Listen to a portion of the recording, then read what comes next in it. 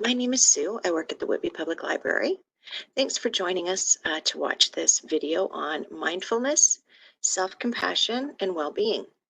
This is a pre-recorded program from earlier in the summer, and I'll tell you a little bit about what it's about.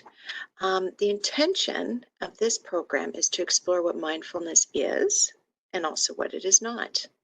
We're going to outline its benefits in stress reduction and well-being, and we're going to start to introduce some formal practices. The formal practices will be indicated by time and also by a marker during the video. So if you want to come back and do those practices time and time again, you're very welcome to do that. We're going to rerun this 4-week event in October. So if you find that you do enjoy the sessions and the practices, we are going to be rerunning October 8, 15, 22, and 29. So that's a 4-week program, Thursday evenings in October. Registration is open for that now on our website. So please do feel free to register also. I'm going to hand it over to Joan and the pre-recorded program in a moment. Joan is a certified mindfulness-based reduction teacher, and she's been doing this for quite some time. And I hope you enjoy it as much as I have, and others that have attended the live programs. Okay, thanks, and here we go.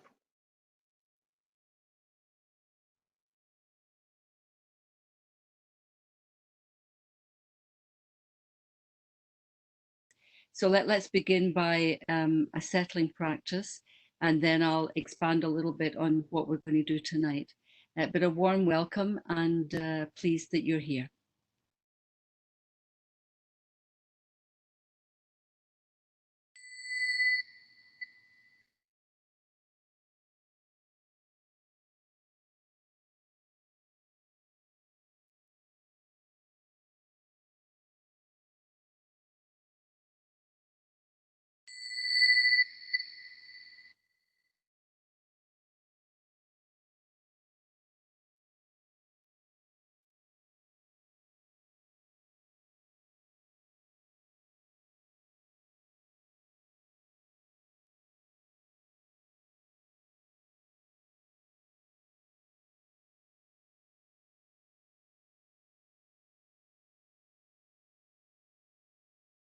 So as I extend a warm welcome to each of you, including Sue, may I also invite you to welcome yourself. So often we give out to another person, and that's a lovely thing. But can we expand? Can we extend it? And can we really embrace welcoming ourselves to this moment?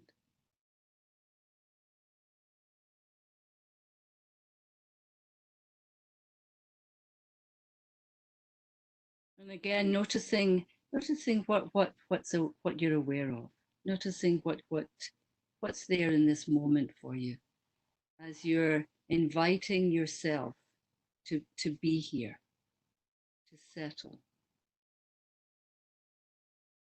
So perhaps noticing sitting,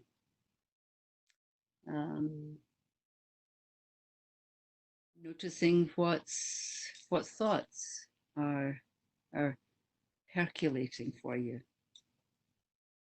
Perhaps you've been involved in a hectic afternoon, a hectic couple of hours, with it being dinner time. So noticing what's there, what thoughts are there, noticing how you're feeling, what emotions are you aware of.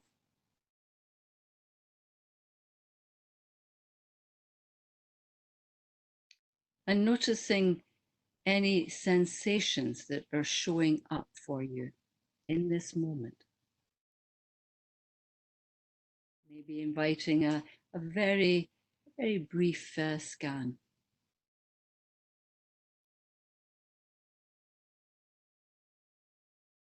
and noticing, bringing awareness without judging, without analyzing, without any kind of criticism, simply allowing whatever is there to be there. No need to do anything. No need to be anywhere.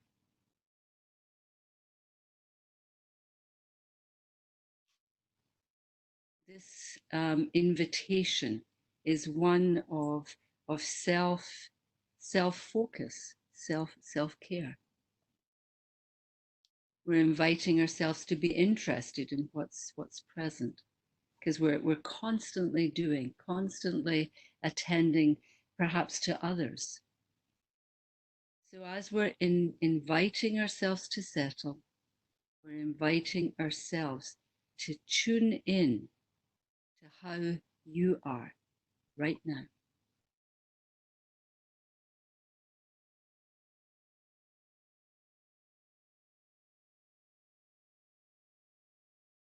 And now, as we expand our practice to include, in this moment, the breath. So following the breath as it is, coming into the body, right to the very end of an inhaling breath, tiny pause, and then following an exhaling breath, right to the very end. And then the beginning of an inhale.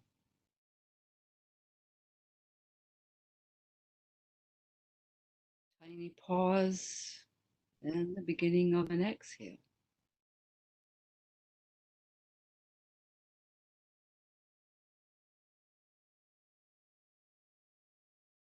And as we're breathing in, perhaps inviting ourselves to feel the breath coming in, feel the breath going out. Like waves in an ocean, coming in, right to the very end of that wave, tiny pause, then it goes back out.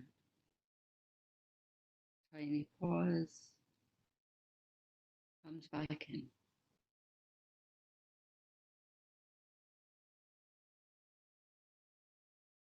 So again, moment by moment, following the breath. Sometimes it can be helpful to count if your head is busy. As you're breathing in, 1, 2, 3, 4. Breathing out, 4, 3, 2.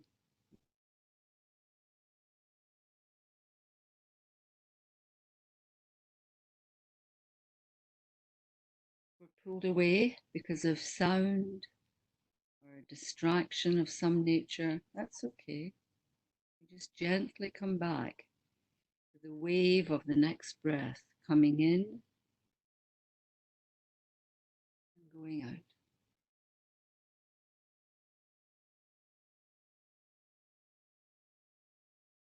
And letting ourselves know that whatever emerged, whatever is emerging in this moment, it's all okay. It's all okay. Just letting it be.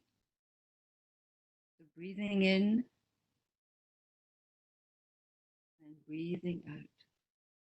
Just letting the breath anchor us in this moment.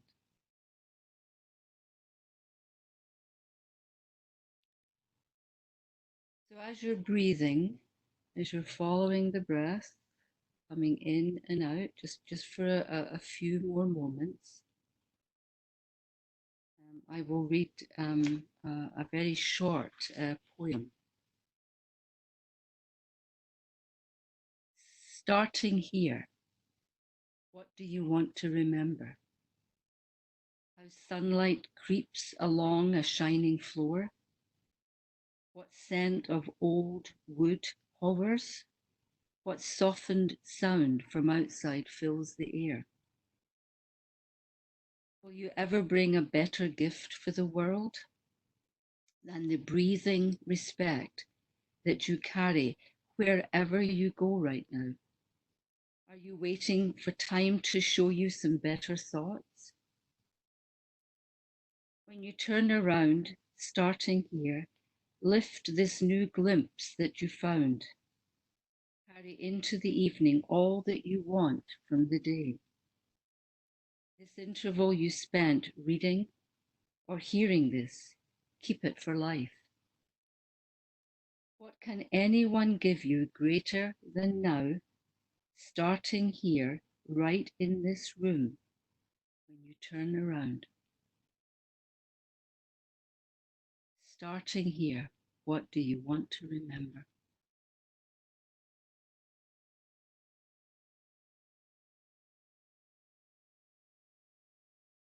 And at the sound of the bell, just very gently bringing yourself back into the next part of our session.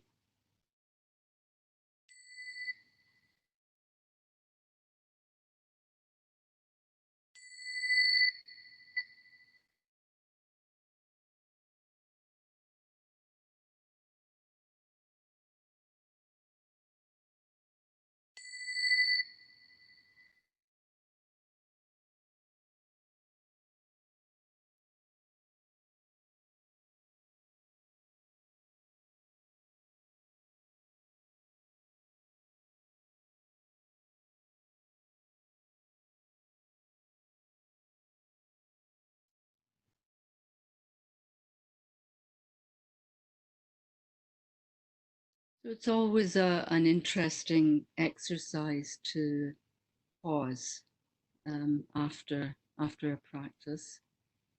I would encourage you to pause several times during the day. That would be one of my recommendations to each of you. And do what we just did. Go to the breath. Just follow your breath. Just allow it to center you. Just allow it to ground you, and tune in to how you are.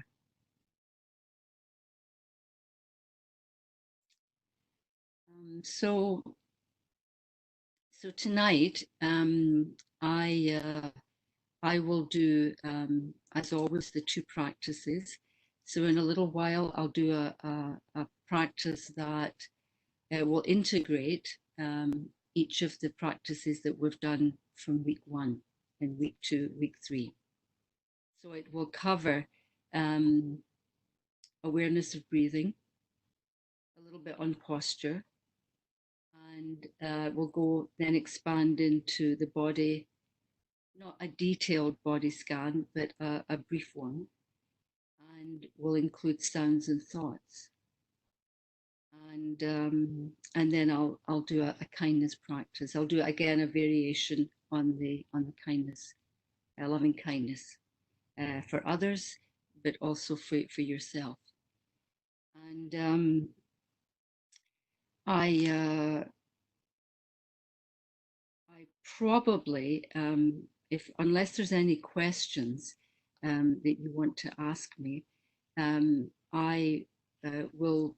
I would suggest that I would like to go over the resources that I submitted to each of you, and make some comments about how to sustain the practice, going forward from tonight.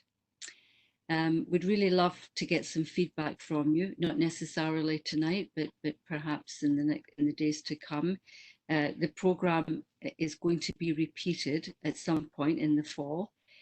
We've tentatively agreed to do it in October, and I'm interested in offering it through the library until the pandemic, is over, or it's subsiding significantly.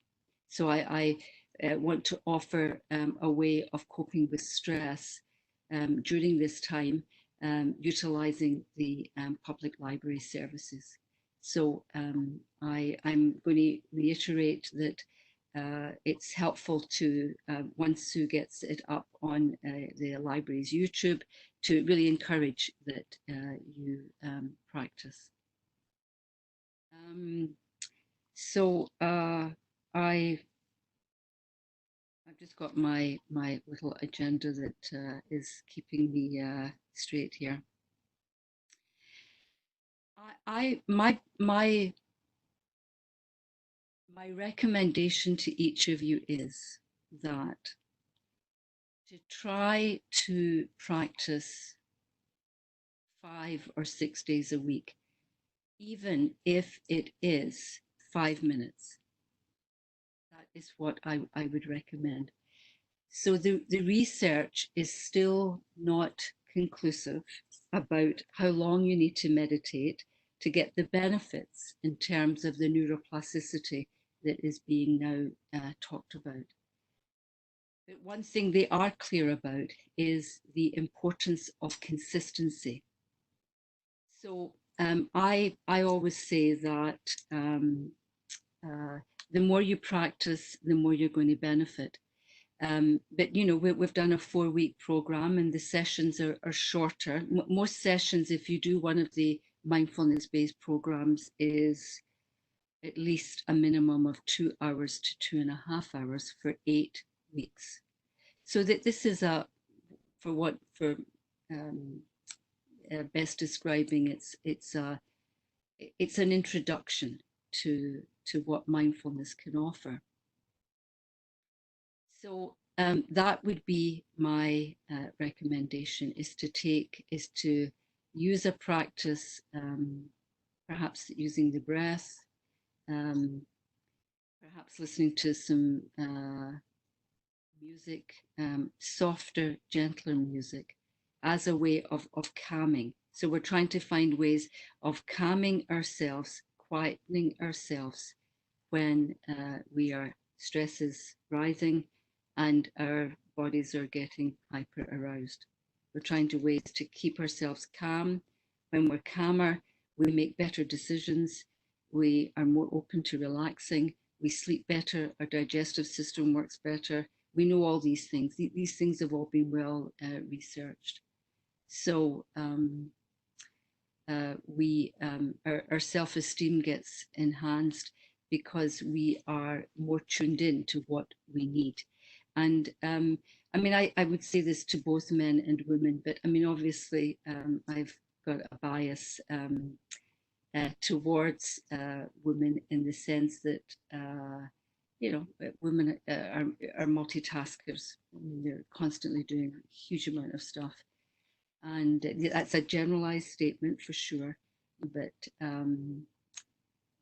so to me, it's really an important message to convey to you that it's important to tune in and look after ourselves more than ever.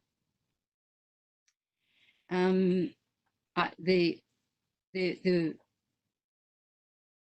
assuming that you've all got access to the list of resources.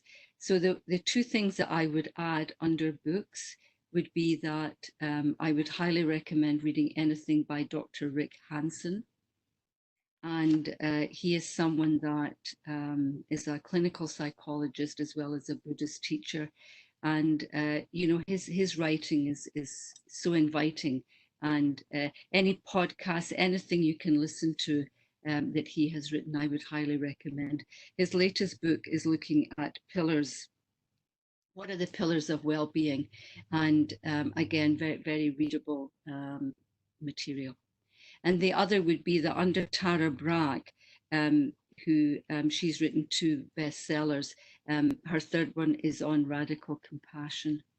And so Sue is saying, yeah, Dr. Rick Hanson, lots at the library as well. Yeah, so highly recommend listening to him. So Tara Brach, again, is a psychologist who is a Buddhist. And I guess I've gravitated towards them because when you're not a Buddhist, I think it's when you're mainstream, when you're looking at material that people have come from a much wider foundation, I think their stuff is worthwhile. And Yeah. The book by Salposky at the very end, Why Zebras Don't Get Ulcers, probably that was the book when I read it that I understood so much about stress. And I would highly recommend reading it for that reason on its own. The mobile apps are ones that have been well researched by clinicians, and they're not fluff. These are they do what if you practice with them, they do what they're meant to do. And I included the one on healthy minds, which I'm not as familiar with, but the person who developed that, or at least his team, is a researcher in the States called Dr. Richard Davidson. And he's an international, again, a psychologist that has done, is a neuroscientist, and he is interested in looking at the development of neural pathways through developing a meditation practice. And he was the one, I believe, that the Dalai Lama um, suggested that he look at the benefits scientifically of how meditation can help us. And yeah, and I think probably all of the websites. Rick Hanson's got a website that all of them are free. You know, you can give donations. So all of the material that I've given you are all accessible. And True North Insight is a retreat center, sorry, which just now obviously is closed because of COVID-19, but it's one that I have gone to many times. It's a Buddhist retreat center, but it's a well-run and safe environment. And I would recommend that.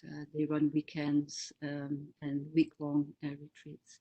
And it's in a place called Arnprior, which is just this side of Ottawa. So, so I have talked for about 10 minutes or so, and I'm just going to pause there because I'm going to go into a practice now, which if you wanted to, you could do it lying down. I would probably do it sitting. I have to say that I miss seeing everyone, and I miss that. Yeah, but I know you're all there, so yeah. So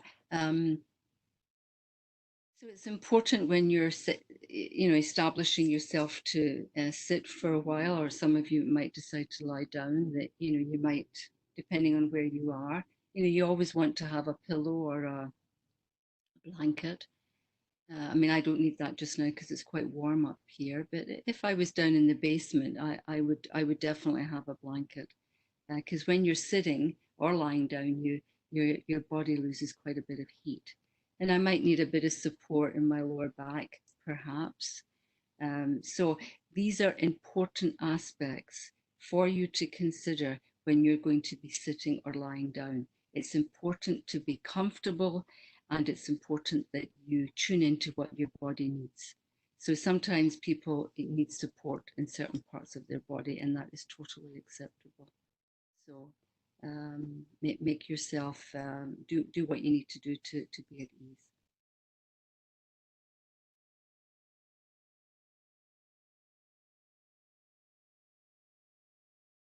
So I will guide you on our practice.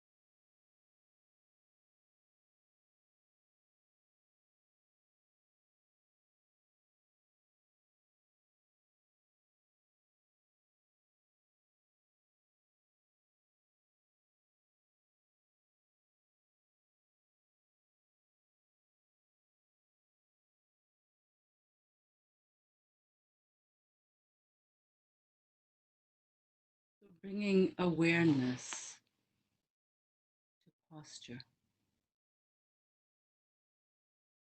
awareness of sitting.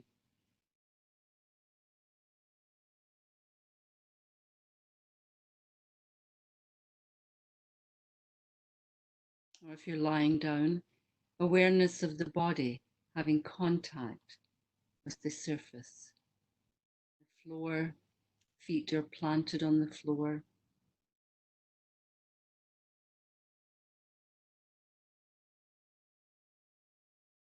The buttocks are being supported by the chair.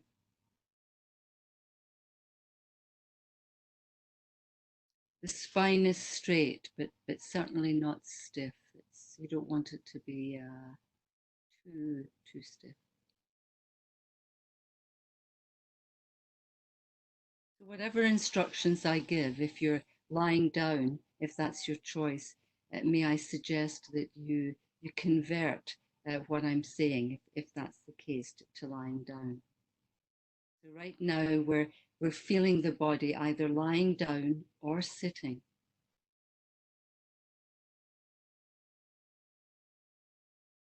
So being aware of what's touching the floor, for instance, could be the head, could be the shoulders. And if you're sitting in a chair, you might be leaning against the back of the chair, or you might be self-supporting. So again, whatever the body needs right now, then tune into that. Shoulders are perhaps curled in, which is quite often our natural position. So raising them up to the ears, maybe just holding them there for the count of 5, 2, 3, 4, 5, and then letting them drop abruptly. And nudging them back just a little bit so that the shoulder blades, almost a gentle nudge, nothing too extreme. And the chin, you want to always tuck the chin in, whether you're lying down or sitting, so that it's not sticking up. Just a gentle nudge in. Eyes can be closed or open, depending on what's best for you. If you're tired, I would keep them open. And lower your gaze. And your arms and your hands, again, whatever is comfortable, clasped, open. Sometimes people like to have them open so that it's a gesture of receptivity. Other times you want to close them, or your arms are on the arms, sorry, your arms are resting on the armrests. So whatever is best for you. And that it is a posture of dignity. Very important. So we bring dignity, shown in our posture, respect, openness, receptivity, gratitude. Perhaps if you're so inclined, you might want to add on another message that you wish to give to your sitting posture as you are in this moment.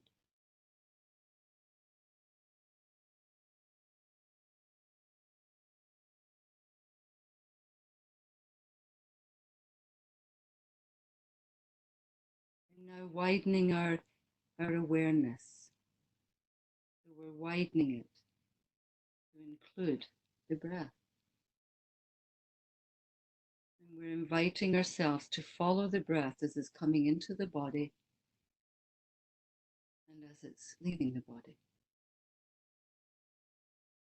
And we're observing this life energy coming in, going out. And if you can breathe at the belly level, so if you can breathe using your diaphragm, that's very helpful. But if that doesn't work for you, that's okay. Don't not to worry about it. Just to breathe. Breathe as you normally do. We're not trying to force, not trying to achieve anything other than breathing in and breathing out.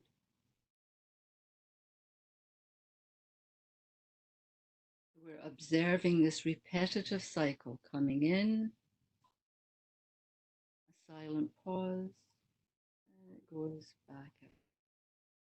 Silent pause, coming back in. So we're making an effort, but we're doing it effortlessly. In, coming in.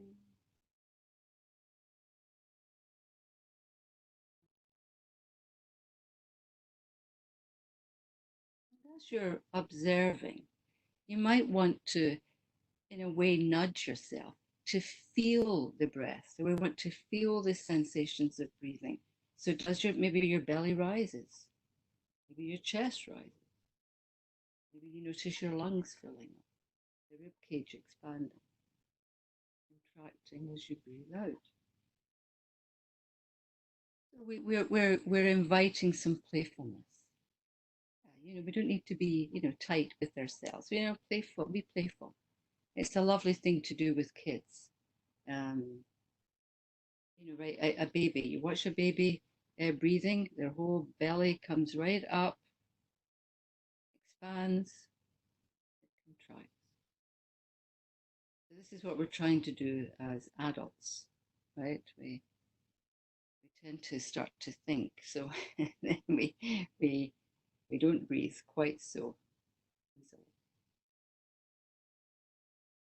So if you're distracted, of course, I'm sure you'll have got distracted by now, because that's what happens. We get distracted by sounds, thoughts, sensations, whatever. So you note the distraction because that's you being mindful. You note it. Try not to judge. Then you gently return. You escort yourself back to breathing in and then breathing out.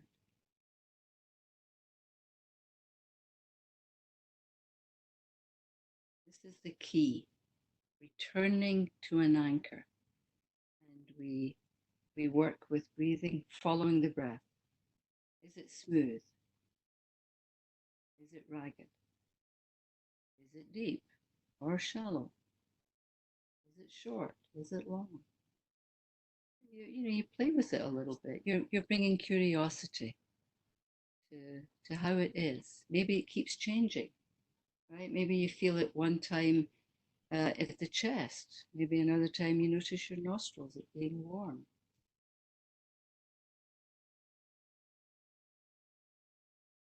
You might even continually be pulled away. So you get pulled away. So no big deal. No worries.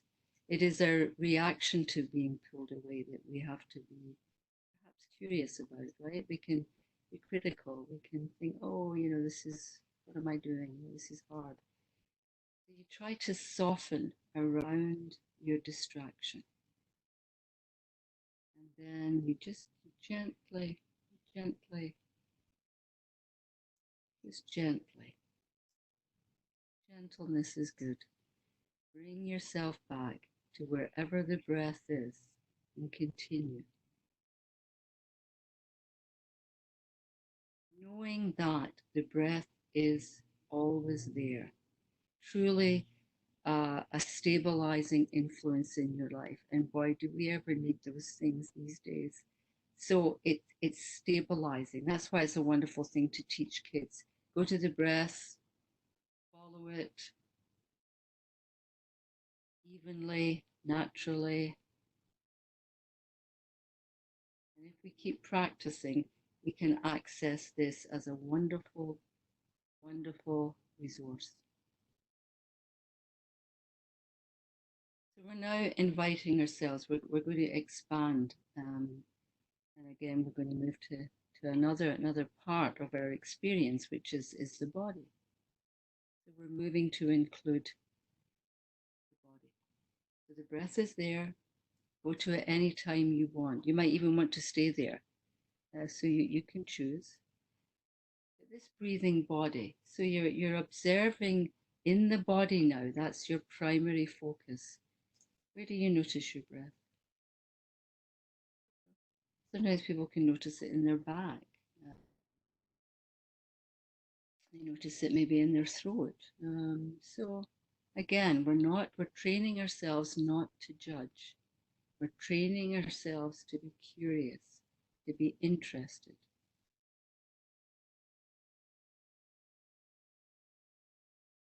So as our body is very with us all the time, obviously, so we're going to scan our body, and we're going to start from the tip of our toes, and we're just gently going to move through. We'll go through the feet, planted, soles on the floor, up through the ankles and the lower legs, the knees and the upper. You're just gently moving through, and you're observing what's showing up for you. Any sensations? Is there any tingling, pulsating? Maybe you feel hot, maybe you feel cold. So again, but systematically, try to be systematic. That's important.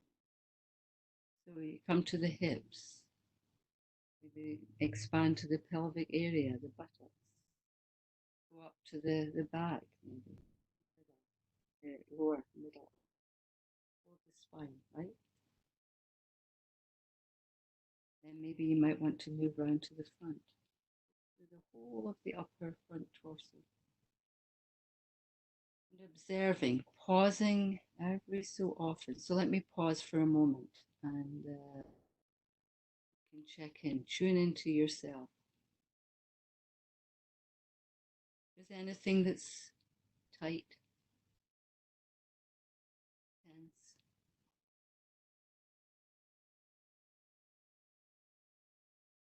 Anything that's causing you distress? Just allow the breath to go to the edge of that distress. And as you're breathing out, letting go.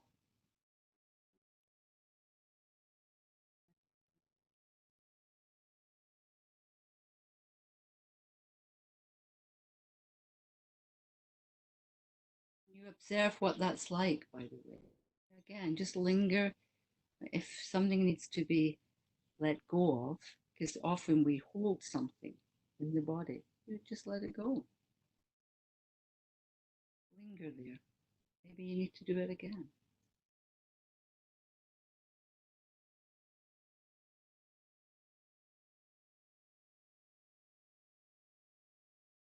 Then you return. I mean, you might want to include your shoulders and your arms and hands. Of course, your back up to the neck and the skull, the forehead, and the back and front and sides.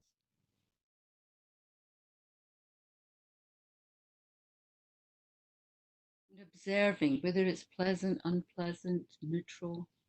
We observe areas in the body that might require some attention. And you can decide, perhaps later, do we need to explore that tightness, or do you just need to relax it a little bit? Do we need to soften into it, right? We just soften the body,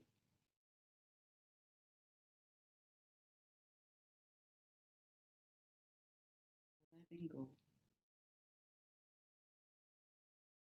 Perhaps now just breathing into the entire body, from the belly area, covering the whole of the body, from the tip of the toes right to the top of the.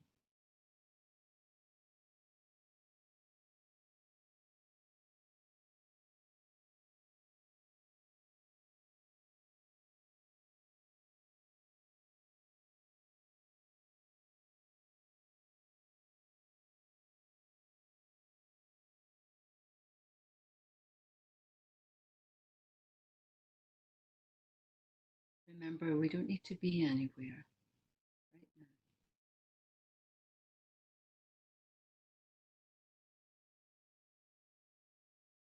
we need to do will still be there when we're finished.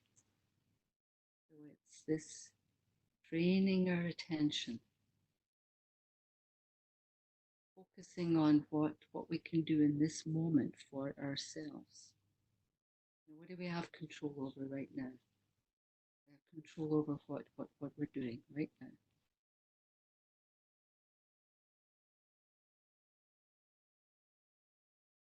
So again, we're going to expand our experience in this moment to include sounds.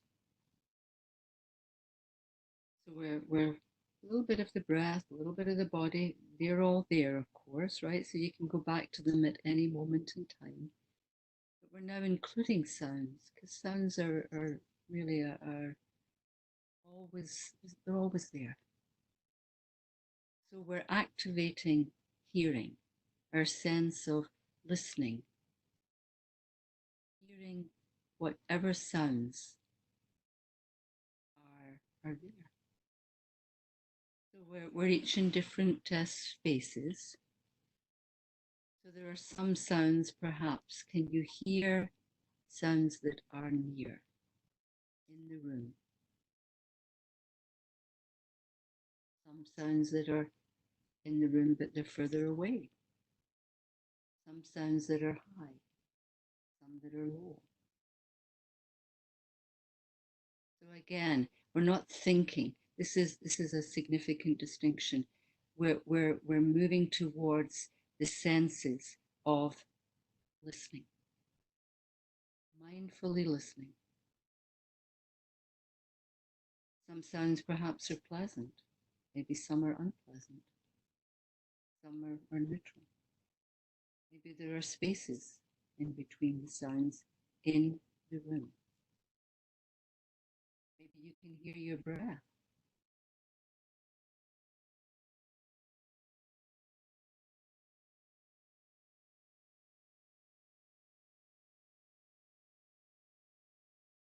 We're now expanding and we're moving to sounds outside the room.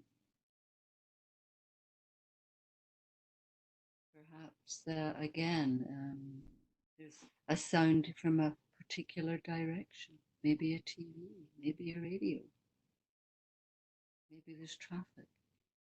Maybe they're constant. Maybe they're intermittent. Where I am, there's a window open and I can hear birds.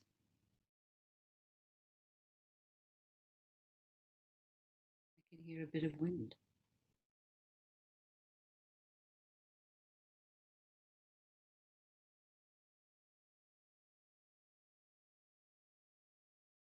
So some are close, some are further away. And I can hear quiet. There's some quiet in between the spaces of sounds. Some get louder. So again, it's not thinking. Again, training that we have senses, the sense of hearing, and bringing again a non-judging attitude. This nurturing curiosity, nurturing interest.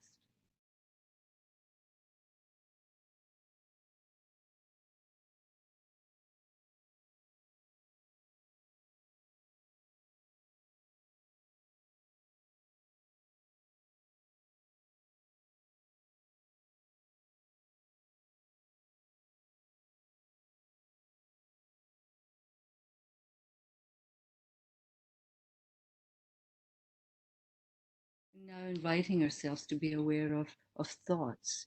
So again, this shifting our our focus, right? We're developing this ability to shift our focus and concentrate from sounds now to actually focusing on thoughts.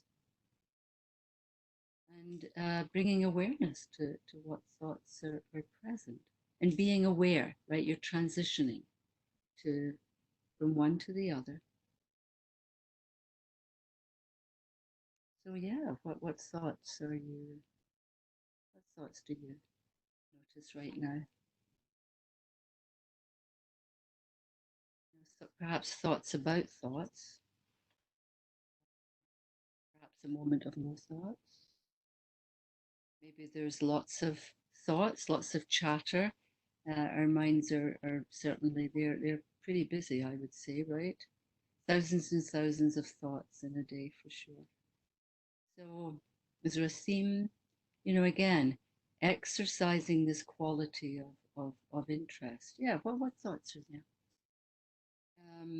Inviting and encouraging, not to engage with them. This is what is interesting.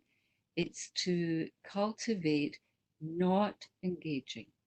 We witness them, we observe them, they're there because they're part of our experience every moment of our existence in a day. So it is to not go into them, right? We want to stay on the edge of a thought and not to delve into it, not to problem solve, not to analyze, not to provide a solution, but to bear witness to them. They're there. Can we allow them? Can we give them the space? Again, like clouds in the sky. Right, there's lots and clouds are the analogy is that lots of different clouds, big, small, fluffy, dark, low, high, clustered off in the distance. So lots and lots of different clouds, and this is true of thoughts, right? But they're always shifting. They are always moving, always. And sometimes we can have large areas where there's lots of space between clouds. Sometimes we have a clear sky. So the analogy is, can we adapt this to our thinking? Can we give them spaces so that we're not so on top of them, not so reactive to them? Give them space and allow ourselves this opportunity um, to decide what to do with them. So, in that space, as is often quoted, not by myself, but by others, that in that space it gives us choice, it gives us freedom to choose rather than the automatic pilot of, just immediately getting into a reaction. So, it is to encourage this possibility.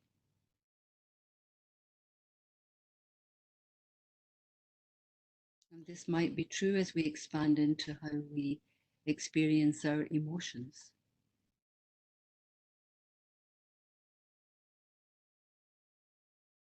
Whereas sometimes with difficult emotions, it often can be a struggle. Can we value the struggle? Can we respect the struggle?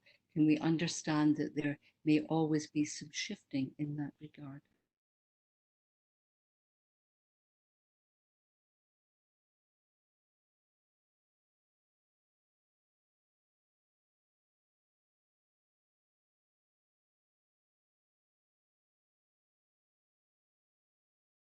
So wherever we have gone in the practice, always the breath is still there. So we invite ourselves to come back to the breath where we began.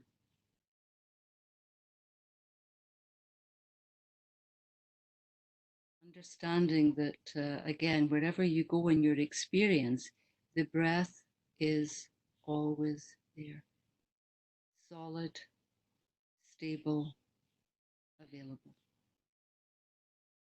And the connection is that we follow it, that we develop this very firm friendship with it as a way of helping us to gain stability, as a way of us dealing with ourselves in our daily life.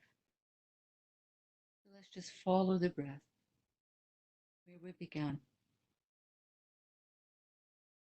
this breathing, this body, understanding that it's truly a refuge. It's really like a returning home base. Wherever we go, whatever happens in our head, it can be whatever we're experiencing emotionally. We can return to the home base and allow it to steady us in this moment that we have control over.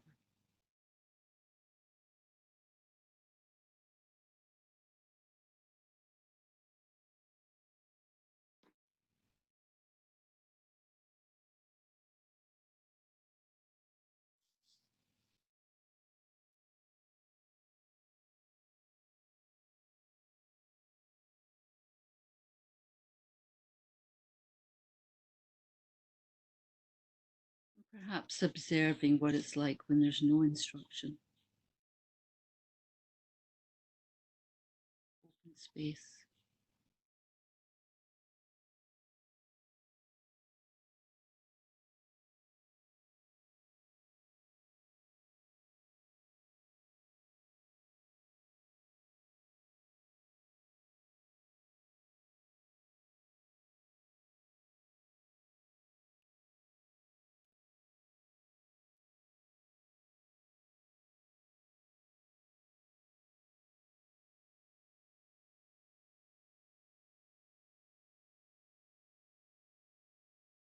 So the poem that I will end with, it's important that you perhaps invite yourself to follow the breath as I read the poem, or perhaps allowing yourself to be quiet. And it's called Love After Love, and it's by a poet called Derek Walcott. The time will come when, with elation, you will greet yourself arriving at your own door, in your own mirror, and each will smile at the other's welcome and say, "Sit here, eat." You will love again the stranger who was yourself. Give wine, give bread, give back your heart to itself, to the stranger who has loved you all your life, whom you ignored for another, who knows you by heart. Take down the love letters from the bookshelf, the photographs, the desperate notes. Peel your own image from the mirror and sit and feast on your life.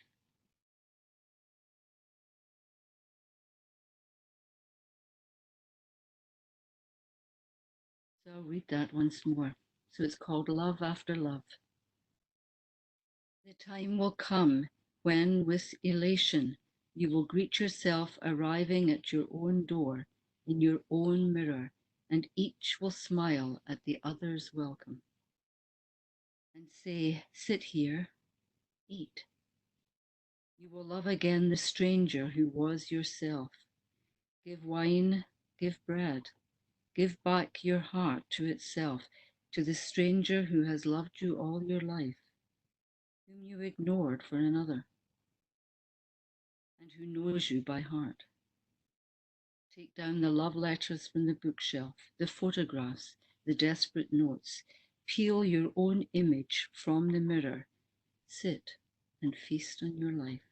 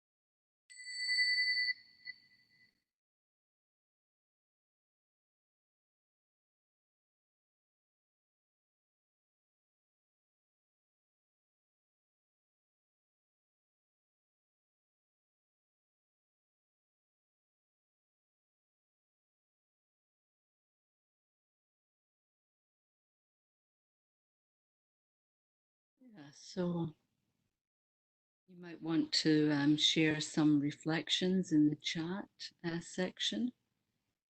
Something may have come up that you might want to comment on. So whatever you would like to do. You might want to stretch. Sometimes it's good to stretch, especially if you've been in a certain posture for a while.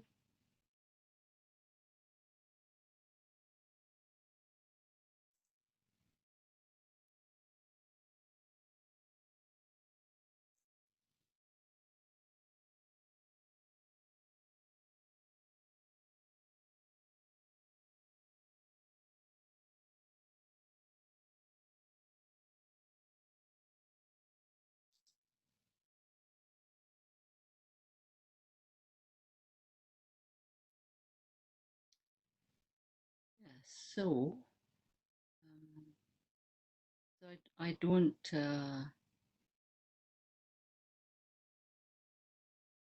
It's interesting. I think my sense always is to have some quiet for a few moments, but I'm also aware that um, sometimes, yeah, people need a few minutes actually just to pause, just to be at ease with being online. It's not easy. Um, yeah, yeah, Sarah's commenting about tuning into her belly breathing. Yes, so I would agree with that, Sarah. Yeah, it's a deeper and fuller breath. Yes, it is. Yeah, absolutely. So if you can breathe deeper, fuller, is you'll maximize a breath if you can do that. So that's using your diaphragm a little bit more. And so you'll get more oxygen coming into the body and the brain. And then when you're breathing out, it'll release the toxins and the carbon dioxide that builds up. So for sure, if you can do a deeper breath in the belly, this is a good thing. Absolutely. Yeah. I mean, most of us tend to breathe up here in our chest. And yeah, so that's a good observation. Absolutely.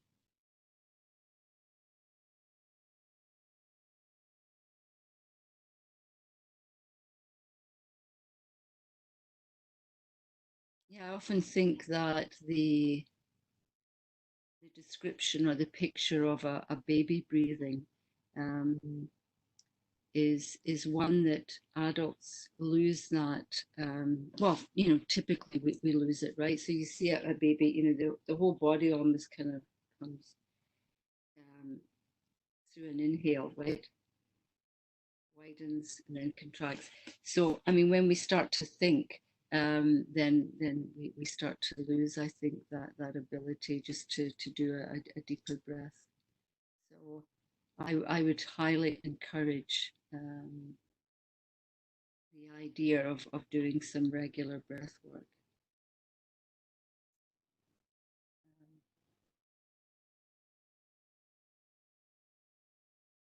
yeah, so that's interesting. Yeah, yeah, Kelly. Okay, it seems more relaxing each week. Yes.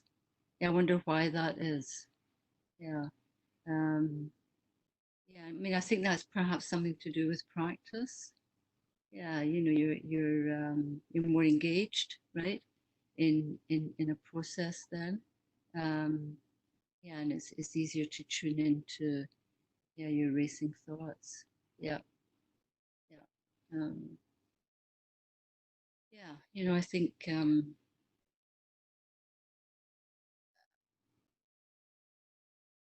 I think it's exciting to explore the possibility that you can have all sorts of thoughts, but you don't necessarily need to give them too much power, which is what I think typically we do, right? We're almost schooled into having it's important to think, obviously, right? It's a good thing. But we can get embroiled, we can get really swallowed up by our thoughts. and that often is not a good thing. So it is being able, I think, to distinguish when we need to kind of go in and when we need to stand back from them. As the analogy is, it is only thoughts, and quite often, right, we have narratives that you know. We all have stories. We all have things that have happened to us, and they can easily get embellished or blown up. And not to be thoughtful about me saying that. It's never to invalidate someone's narrative, but it's to be thoughtful about it, I would say. Yeah.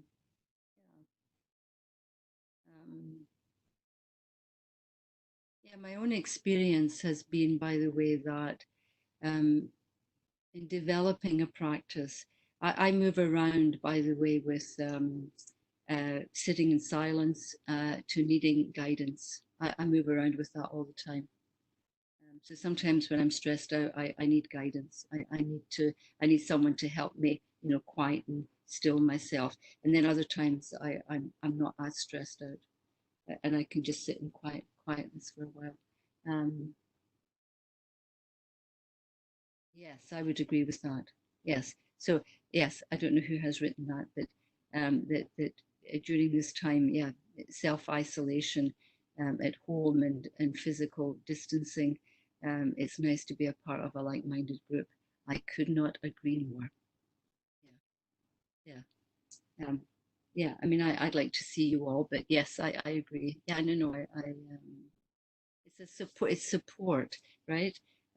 It's a sense that you're not alone. It's a sense that we're all connected, right? We are. We're all connected, and we know on Wednesday nights that we come together. We do practices that hopefully are helpful, and there's a connection. And I think that makes us feel that we're not alone. We're not alone, and that we're together. And yeah, yeah, I'm with you. Um,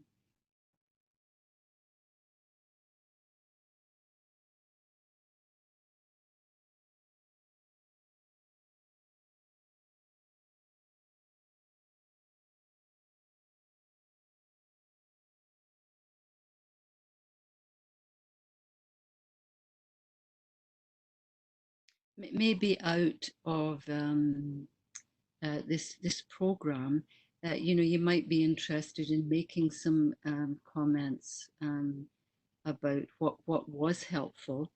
Could it be improved in another way, or um, do we need to have more of this? Or yeah, these are important things to ask of you. So if you do have some comments for the library, that would be appreciated for sure, because how it's received is what it's all about, right? That it's how you receive it, your experience. Is it beneficial? Is it helpful? Could we do more of this? Yeah, for sure. And so I'm interested in doing that. Comments, yes, please. Yes, yes, yeah, for sure. Yeah, yeah, because there's lots of things that could be done. There could be a monthly practice group. Um, we could do, a half day on a weekend. There are different aspects to it. It has to fit in, I believe, yeah, with the library. It has to fit in with their goals and with their mandate. Yeah, your voice is soothing. Yes, good. Yes, okay. Follow-ups would be good. Oh, okay, okay, got it. Um, I couldn't read the question before. I couldn't read the comments before. Um, uh,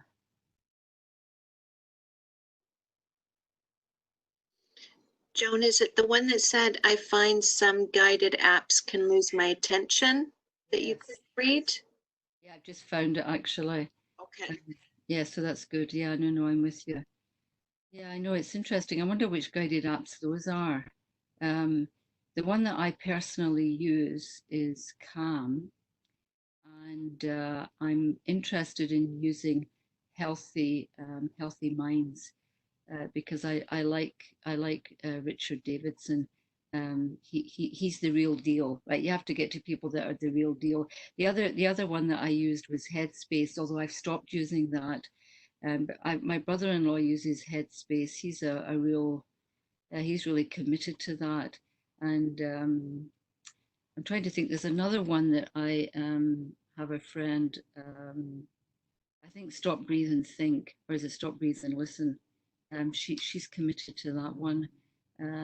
These are people that travel or they're commuting, or yeah. Well, no, thank you. Yeah, it's interesting. I used to always be very self-conscious about my accent. Yes, I use Insight. Okay, got it. Yes, is that Insight Timer? I wonder if that is. Yeah, okay. Yes, so yes, okay, got it. Yes. Now I've never used that one, although I was asked to consider using it as part of a little bit of a project thing about a year ago, but they ended up changing it and not using it, which was interesting. Um, but they gave it some consideration, so I'm assuming that you find that useful, Paula. Yeah. Okay, so I'm going to do a kindness practice, and then we'll come back to probably finishing up for the evening. Sounds good. Okay. So anything else that you wanted to add, Sue, or anything before going into it? Nope, not at all. Okay. Okay. So thank you everyone for your comments. Very, very helpful. Thank you. Okay, so maybe just to talk about intention. Intention, right, is intention. Intention. Intention is a way, by the way, of when you drift off into life, right? Which is we all understand. A way of bringing yourself back is to reconnect with intention in your life. That's fairly significant. I use that quite a bit. Um, so sometimes I just start off the day, what's my intention today, and it's a way of grounding myself. So the intention of a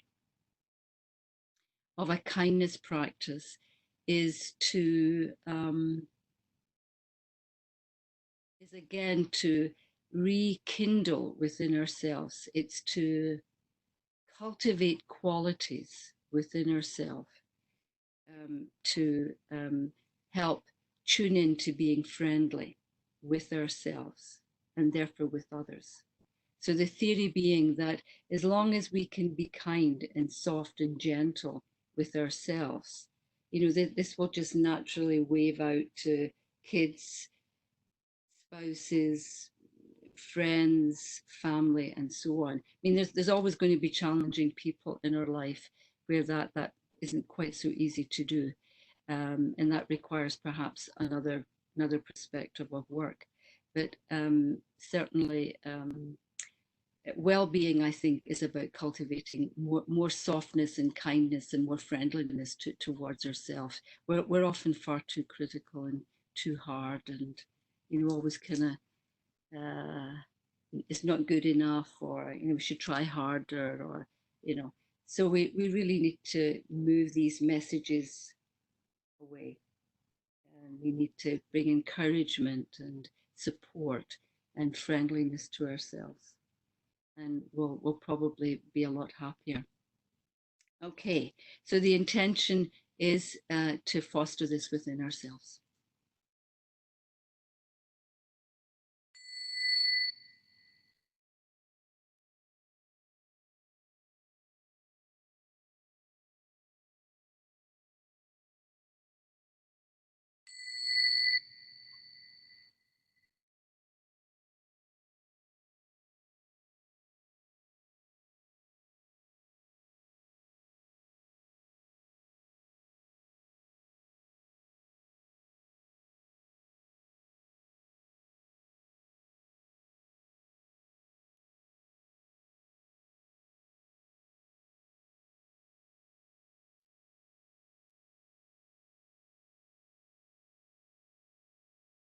Gently, gently coming to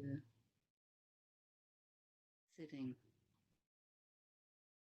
making yourselves comfortable. I'll assume that we're all sitting in a chair. Closing your eyes. Or again, if you're tired, it's always best to keep them open if you're tired. Just sensing within yourself, how you are. Perhaps, not to evaluate, but just this gentle checking in, gentle sensing of how you are now to how you were before starting. And it's not a measurement, it's just observing. Just observing with interest.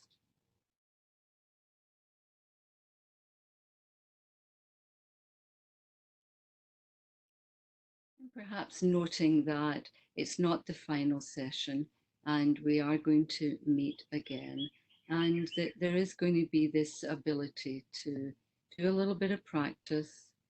Don't worry if you don't practice, by the way. Still come on that July meeting. That's what's important.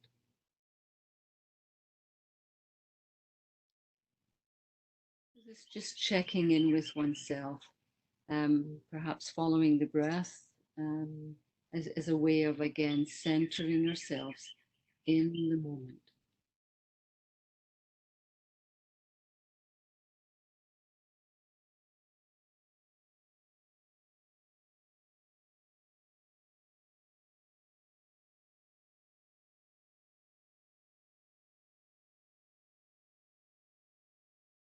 And now the invitation is to think of someone that you care about.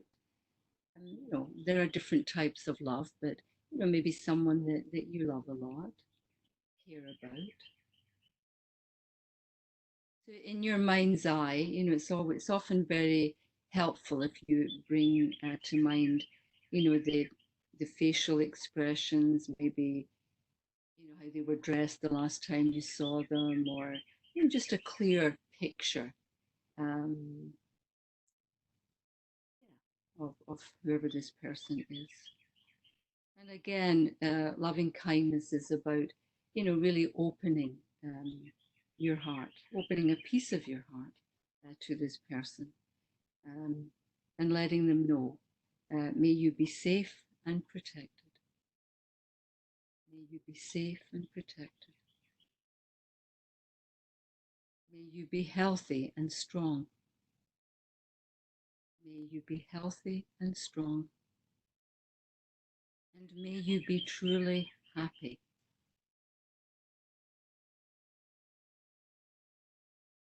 And may you live with ease. May you live with ease.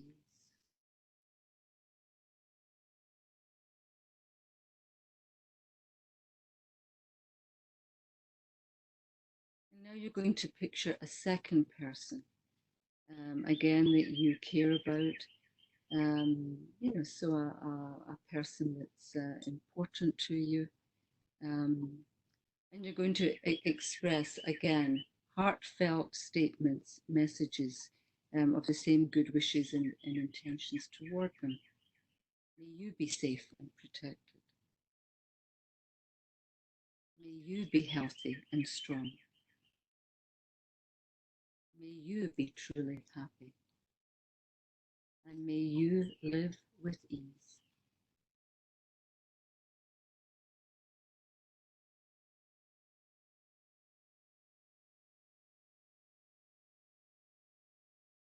And perhaps noting for yourself how that makes you feel, that you're offering these intentions and wishes to these two people.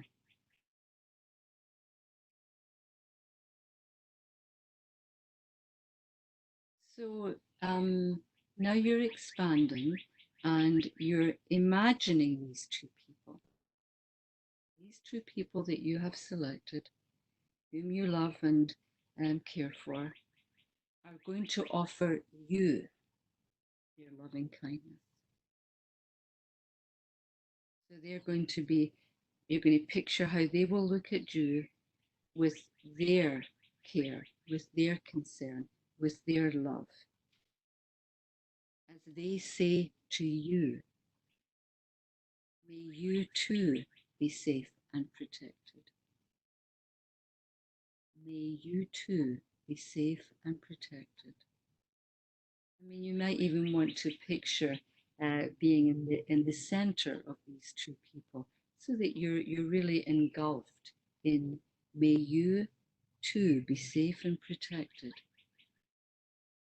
May you also be healthy and strong. May you be healthy and strong. And may you also be truly happy. May you be also truly happy. And may you live with ease. And so really, really feeling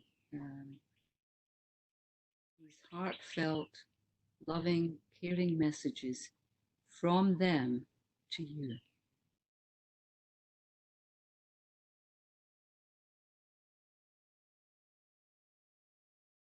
And as you're taking in their good wishes, my invitation to you is that you now turn towards yourself. And you might want to place your hand on your heart, or, maybe on your arm, or maybe on your tummy, wherever it would be comfortable. You might want to clasp your hands. That's often, again, a way of um, embracing yourself. Saying to yourself, again, opening a heart to the heartfelt to you, may I be safe and protected. May I be safe and protected. May I be healthy and strong. May I be healthy and strong. May I be truly happy. May I be truly, and may I live with ease. May I live with ease.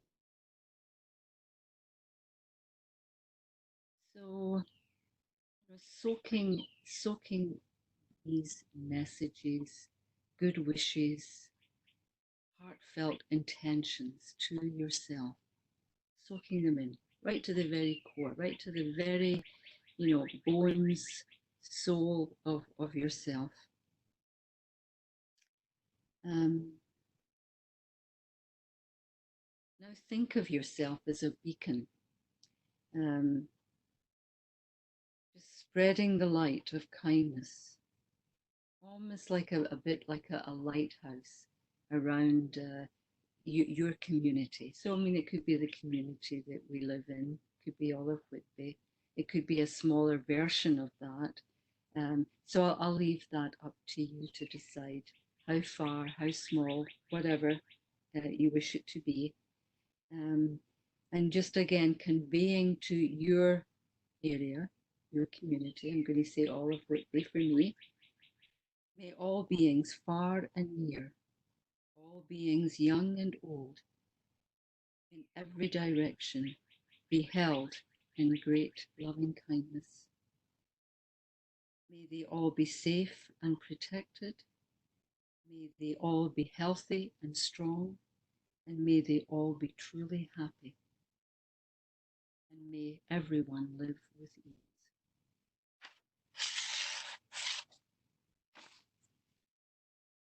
Just taking a moment,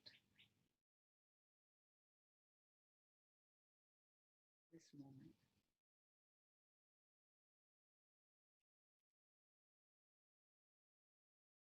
So I wish each of you to be safe.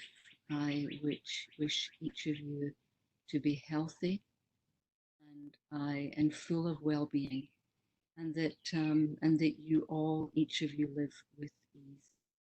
And I really look forward to the date in July that we've selected. I think that's an excellent idea. And so until then, I wish you good health, be safe, and to really offer each of you some gratitude for being here on Wednesday nights, and to thank Sue. She's a very gracious person and incredibly helpful. So kudos to you, Sue.